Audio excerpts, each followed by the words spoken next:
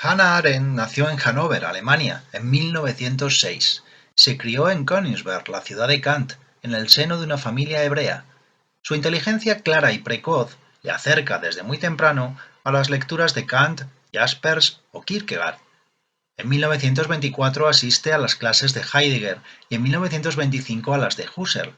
Entonces conoce a Jaspers, quien dirigirá su tesis sobre el concepto de amor en San Agustín en 1929. Pero su amistad será más intensa con el filósofo Heidegger y en su pensamiento está muy presente su obra de 1927, Ser y Tiempo. El reconocimiento e interés por su identidad judía se acentúan en torno a 1933, cuando tiene que huir de su Alemania natal. En ese momento despierta su necesidad de defenderse y resistir como judía, colaborando con diversas organizaciones. En Francia, fue confinada en un campo de concentración y le fue retirada la nacionalidad alemana en 1937. Finalmente consigue escapar, pero no pudo obtener la nacionalidad estadounidense hasta 1951. Mientras tanto, estudia filosofía, leyendo a Hegel y a Benjamin. A su llegada a Nueva York, trabaja como periodista y reivindica la lucha contra el nazismo, aunque se opuso a la proclamación del Estado de Israel en 1948, propuso un modelo propio de Estado, una federación binacional en la que ni judíos ni árabes gozasen de un estatuto mayoritario, pero su propuesta no tuvo éxito. Tras la Segunda Guerra Mundial, ya instalada en los Estados Unidos, Arendt se consagra a la reflexión sobre la filosofía política, lo que se plasma en sus obras más importantes: Los orígenes del totalitarismo, 1951, La condición humana, de 1958, Entre el pasado y el futuro, 8 ensayos sobre el pensamiento político, de 1961, Eichmann en Jerusalén, un estudio sobre la banalidad del mal, y sobre la Revolución, de 1963, Hombres en tiempos de oscuridad, 1968, y sobre la violencia, en 1970. A partir de finales de los años 70, se interesa especialmente por la crisis política que está viviendo Estados Unidos, lo que queda reflejado en su libro Crisis de la República, de 1972. En sus últimos años de vida vuelve a la preocupación inicial de su reflexión, la propia filosofía. Su muerte en 1975 en Nueva York deja inacabada su última obra, La vida del espíritu. Pero gracias al material de sus clases y a algunas notas de lecturas que Arendt había preparado, en 1982 se pudo publicar Conferencias sobre la filosofía política de Kant, texto que deja entrever las líneas fundamentales de lo que hubiera sido el tercer libro de su obra inacabada. A principios del siglo XXI se han publicado diversos textos que permiten entender de un modo más adecuado su pensamiento. Entre estas obras destacan Diario filosófico, Ensayos de comprensión, Responsabilidad y juicio, Una revisión de la historia judía y otros ensayos, y La tradición oculta. También ha sido editada su correspondencia con su marido y con varios de sus amigos, como Heidegger, Jaspers y McCarthy, entre otros.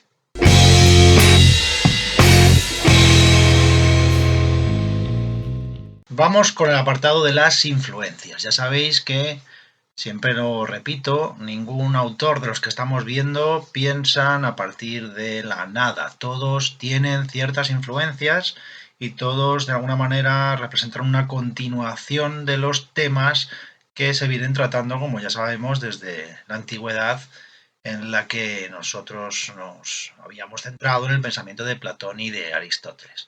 Las fuentes en las que se inspira muchísimos siglos después Hannah Arendt son muy variadas. Desde luego que la influencia de la filosofía clásica, por ejemplo de Aristóteles, es demasiado evidente, sobre todo por las reflexiones que ella va a hacer, como veremos, sobre la condición humana. Pero sin duda también Kant representa una influencia muy clara cuando ella reflexiona, por ejemplo, en el plano de lo moral. Tampoco podemos olvidarnos de Marx, porque las ideas de Marx estarán presentes en toda la filosofía posterior a él, no solo en Hannah Arendt, y en su pensamiento político, en el de Arendt, y en su pensamiento filosófico, pues está imbricada de alguna manera esa visión del mundo que nos había enseñado Marx. Tenemos que recordar también algunos de sus amigos y maestros, tales como Walter Benjamin, Karl Jaspers e incluso el propio Martin Heidegger, que ocupan un lugar muy privilegiado en las ideas que tiene Hannah Arendt acerca de pues, el lenguaje, la acción comunicativa, en la dimensión política, etcétera, etcétera. Podemos decir que su pensamiento tiene cierta sintonía también con la denominada Escuela de Frankfurt, al menos en lo que se refiere al análisis político o social, sobre todo a la cuestión de las sociedades de masas. Decir esto es algo provocativo o polémico de alguna manera, porque ya sabemos que la propia Hannah Arendt había confesado que ella no se siente filósofa de alguna manera. Frau Hannah Arendt, Sie sind die erste Frau, die in dieser Reihe porträtiert werden soll. Die erste Frau, wenn auch freilich mit einer nach landläufiger Vorstellung höchst männlichen Beschäftigung. Sie sind Philosophin. Darf ich von dieser Vorbemerkung zu meiner ersten Frage kommen? Empfinden Sie Ihre Rolle im Kreise der Philosophen trotz der Anerkennung und des Respekts, den man ihnen zollt, als eine Besonderheit? Oder berühren wir damit ein Emanzipationsproblem, das für Sie nie existiert hat? Ja, ich fürchte, ich muss erst einmal protestieren. Gegen die Ich gehöre Philosophen? nicht in den Kreis der Philosophen. A lo mejor no estaría muy cómoda si dijésemos de ella que su afinidad con algunos de los pensadores de la Escuela de Frankfurt es más que notable. La Escuela de Frankfurt es un conjunto de pensadores que desarrolla su actividad en torno al Instituto de Investigaciones Sociales, que se funda en 1923, y bueno, en general todos ellos reivindican el papel de las ciencias sociales. Reivindican que la filosofía debe hacerse más sociología y más política principalmente. De esta manera, lo que ellos pretenden es llevar a cabo un esfuerzo por establecer una nueva manera de hacer ciencia. Podemos decir que Hannah Arendt tiene cierta relación con este movimiento porque si atendemos a determinados factores que les definen, podemos encontrar muchas similitudes. Por ejemplo, esta idea de la Escuela de Frankfurt, de la crítica global a la sociedad contemporánea, es algo que realmente también está en la filosofía de Hannah Arendt.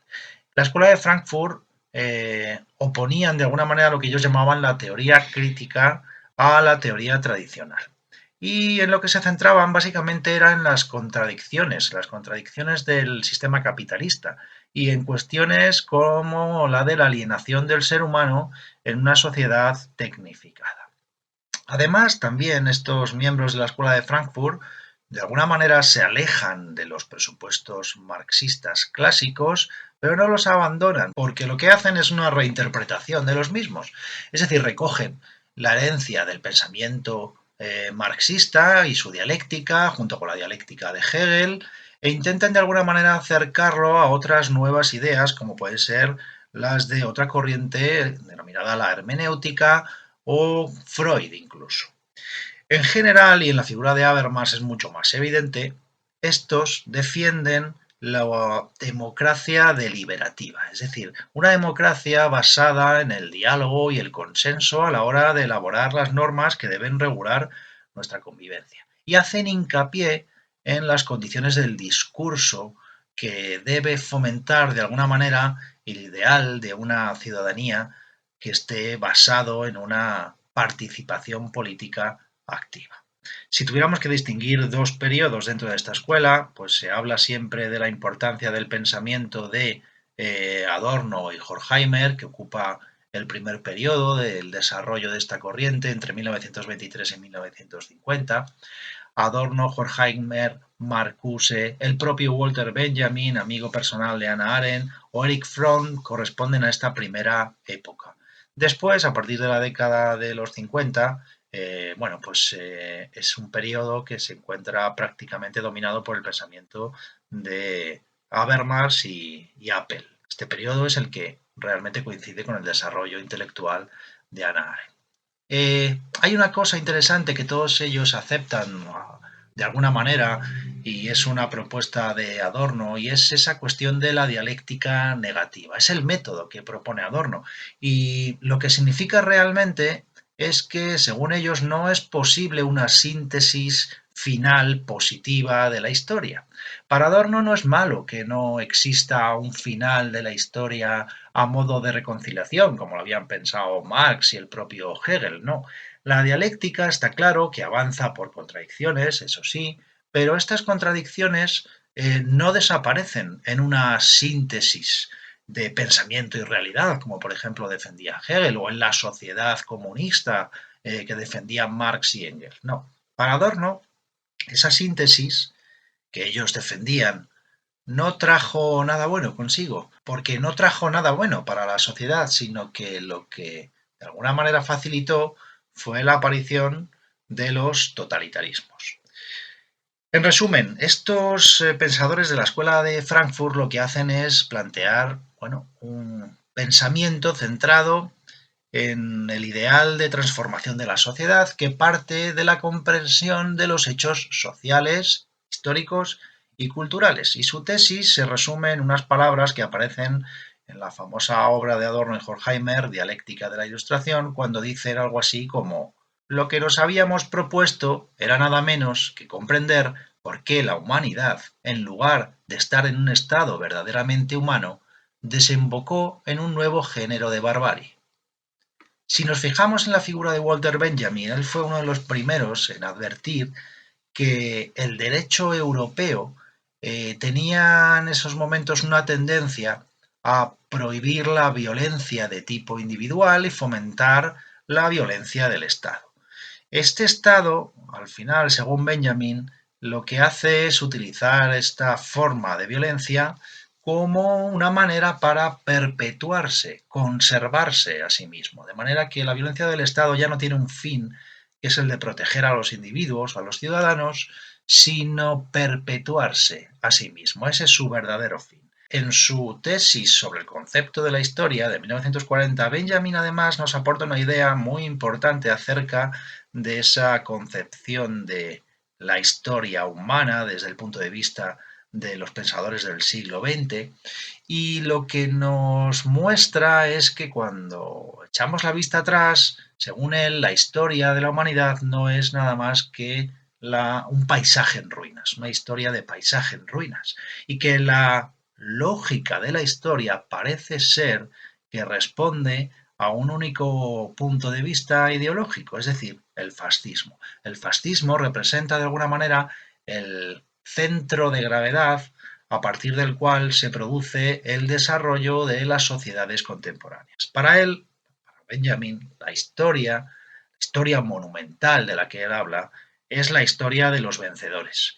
Y olvida que a la base lo que se encuentran son los muertos, los caídos, los perdedores. Y esto, de alguna manera, lo ve él como una justificación de una idea de progreso que ha sido malentendida. En esta obra, en Tesis sobre el concepto de la historia, Benjamin escribe lo siguiente.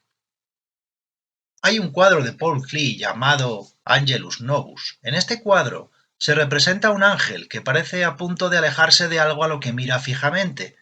Los ojos se le ven desorbitados, tiene la boca abierta y además las alas desplegadas.